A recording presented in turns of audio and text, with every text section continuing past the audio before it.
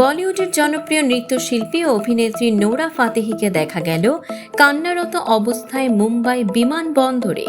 যিনি সবসময় হাসি খুশি মেজাজে থাকেন, এবার তাকে দেখা গেল সম্পূর্ণ ভিন্ন রূপে।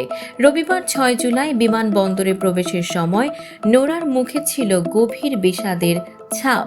কালো প্যান্ট ও কালো লম্বা হাতা জ্যাকেট পরা অবস্থায় তিনি গাড়ি থেকে নামেন। চোখে ছিল কালো সানগ্লাস, খোলা চুল আর হাতে একটি ব্যাগ।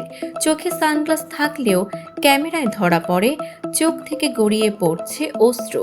এক ভক্ত ছবি তুলতে এগোলে দেহরক্ষী তাকে সরিয়ে দেন। দেহরক্ষীর অভিব্যক্তিও জানান দিচ্ছিল নোরা ফাতেহির মন একেবারে ভালো নেই। বিমানবন্দরে আসার প্রায় 1 ঘন্টা আগে নোরা তার সোশ্যাল মিডিয়ায় লিখেছেন, ইন্না লিল্লাহি ওয়া ইন্না ইলাইহি রাজিউন। এই বাক্যটি সাধারণত কেউ মৃত্যুর খবর জানাতেই ব্যবহার করেন। তবে ঠিক কী কারণে কান্নায় ভেঙে পড়েছেন নোরা তা এখনও জানা যায়নি। অনেকেই ধারণা করছেন তিনি হয়তো কোনো প্রিয়জনকে হারিয়েছেন। সম্প্রতি Nora Fatehi web series the রয়্যালসে অভিনয় করেছেন। সেখানে তার সহশিল্পী ছিলেন ঈশান খট্টার, ভূমি পেডনেকার, জিনাত আমান সহ আরও অনেকে।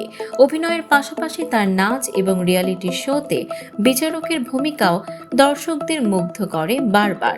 তবে নোরার এই কান্নার আড়ালে কি সত্যিই কোনো ট্র্যাজেডি লুকিয়ে আছে? আপনার মন্তব্য কমেন্ট করে জানান।